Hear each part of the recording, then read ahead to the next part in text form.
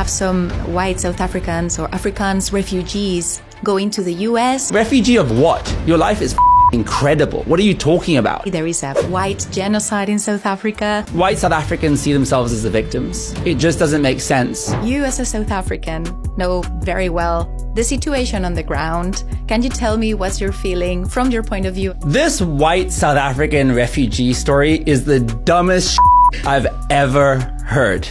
So this didn't start now.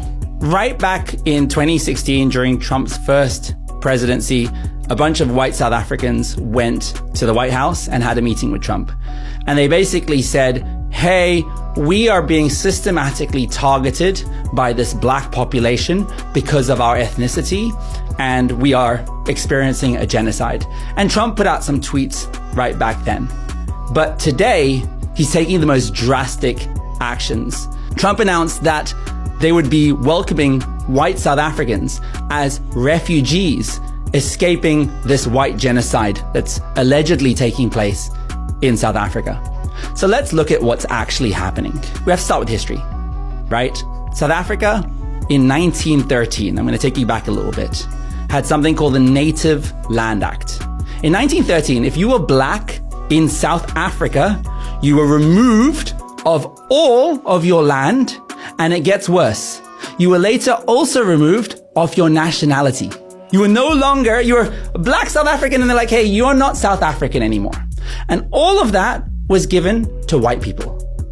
All the land was stolen from a population of 50 million people and given to white people.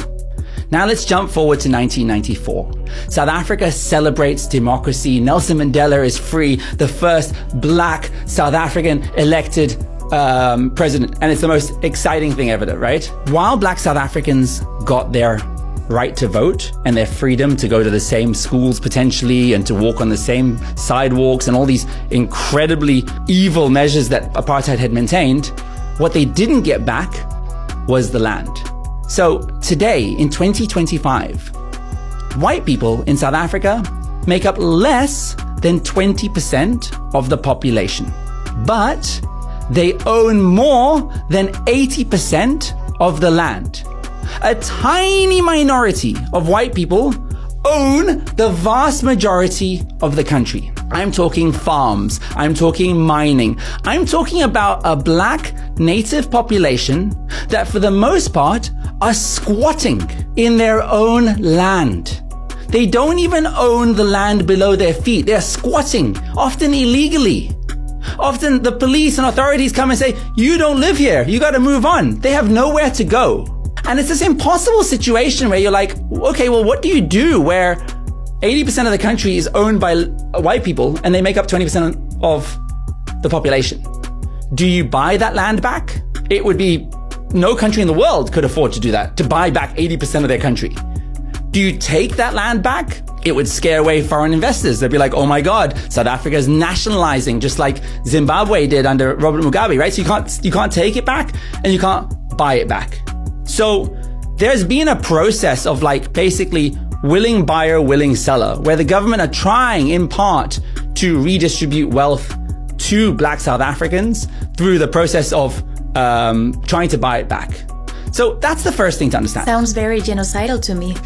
Yeah, it's madness to call this a genocide. What genocide where you own the entire country? And like, you know, there are still today, if I'm in Cape Town and many parts of South Africa, there are still many restaurants and coffee shops and clubs that I'll go to where I'm the only person of color who's not working there. There is still a slave-master relationship where white people control that economy so tightly and are so affluent and are so privileged for the most part. Okay, so there's this huge, that just sets the scene to say, like, yeah, what refugee of what? Your life is incredible. What are you talking about? The second bit is then, these white farmers are showing images to Trump and to those that care to listen and saying, look at these images. And these images are horrific, right? They show farm murders.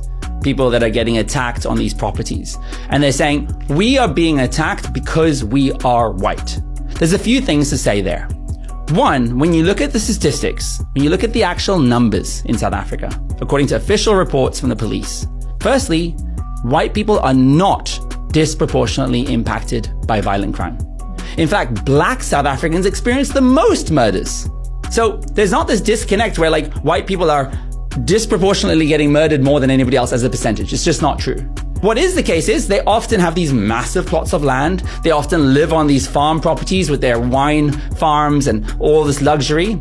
And they are often very easy targets in a very, very unequal society where the poor are incredibly poor, the wealthy are incredibly wealthy, and you've got these really rich pockets of people. Also, when you look at a lot of these farm murders, which again are horrific, I know, I was a journalist, I went out to some of these farm scenes, I saw the dead bodies. When you look at some of these murders, you often see that it very often emanated from a dispute between owner of a farm and a staff member, right? But this is not the story that's being fed. The story that's being told is like there's this white community that are fighting for their lives, that are defending themselves from a black population that want blood. The thing is, South Africa is actually the complete opposite story. That's the saddest part about this whole thing. When South Africa won its democracy in 94, the whole international media flew to South Africa. All the media organizations expecting a bloodbath.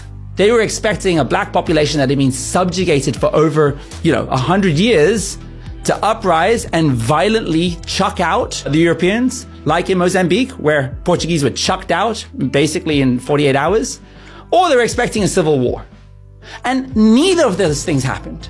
South Africa is a global example of what Nelson Mandela and Desmond Tutu called the Rainbow Nation, of peaceful coexistence, of forgiveness. South Africa had truth and reconciliation committees where white people who were responsible for apartheid and had committed sometimes awful crimes could share their truth and be forgiven. And the country moved on.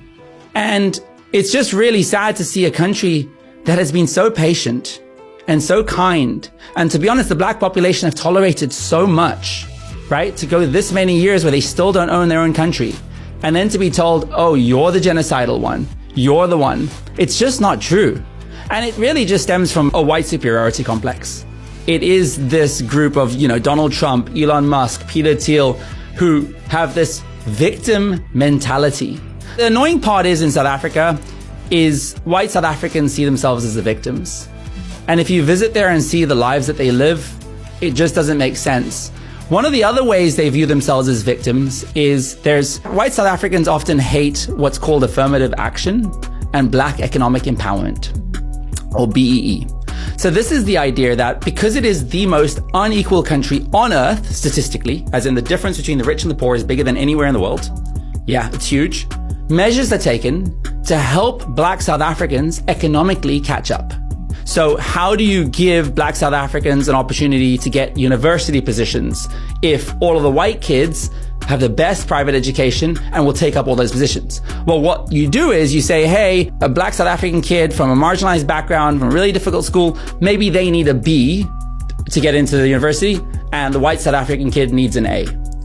Now, you can imagine why white South Africans are so upset by this. They see it as reverse racism. If a kid is, 18 years old today, white South African, they say, I didn't create apartheid. I wasn't part of that system. I wasn't bad to black South Africans. So why am I being punished for historical injustices?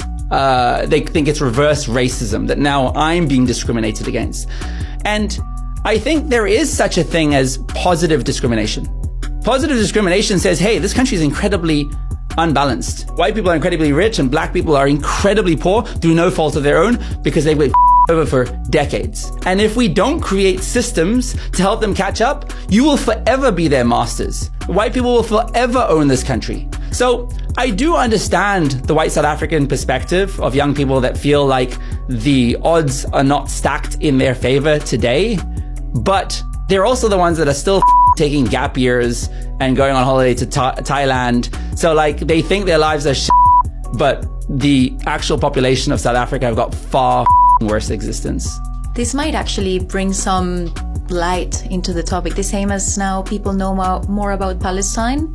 This crazy white refugee situation may bring some light onto what's going on there. To be honest, I'm excited to see these racists if they really believe that the odds are not in their favor and that they are the victims, they're not a healthy contribution to South African society. They can go. That's fine. Are they even going to be happy in the US? Well, the funniest thing about that is you now get these white South African refugees that have arrived in the US, and the media have started going into these people's social media accounts and finding the most vile shit. I mean, like, there was one that arrived and he had like a history of the most anti-Semitic posts on his social media. So it's funny. The America appeared to be bringing the very bottom of the pit of South African society, but it's fine. They'll fit just in and right in the kind of deep south.